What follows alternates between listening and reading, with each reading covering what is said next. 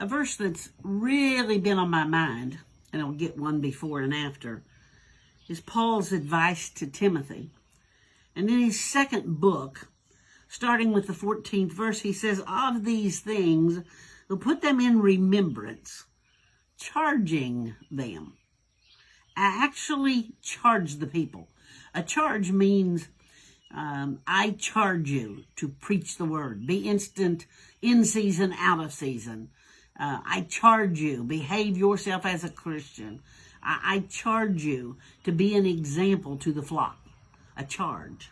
So Paul says, now put them in remembrance of what I'm teaching you, and charge them before the Lord that they strive not about words to no profit, but to the subverting of the hearers. Charge them that they just stop talking about just a bunch of words that don't amount to anything. Study to shew thyself approved unto God. Study. Pencil, paper, study. What are the books? What's in the books? Notes about where I'm reading. Notes that accumulate over my year that show I am studying, that I can go back and refresh myself. A note on the refrigerator that I go to memorize a verse. Study.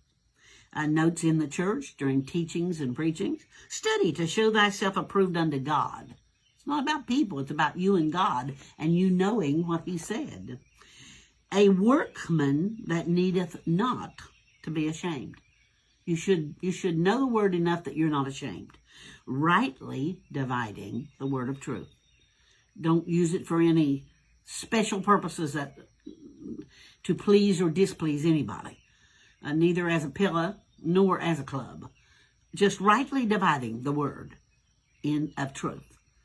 But shun profane and vain babblings.